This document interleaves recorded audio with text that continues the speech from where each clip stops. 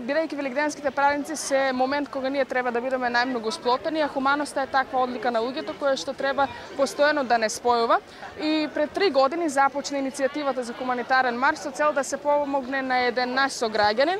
Продолжи и втората година, минатата година за соборниот храм, а оваа година по трет пат се одржува на вториот ден од Великден и повторно целта е да пренесеме силна порака за хуманоста.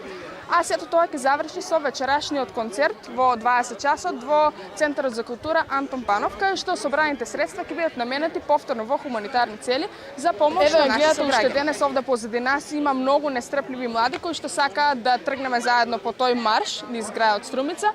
Има вклучено многу средношколци и основци од сите 4 основни училишта од Струмица, претежно од 7 и 8 оделение, малку поголемите, дојдоа на маршот и тоа со големо задоволство и секако овде се и средношколците од трите средни училишта.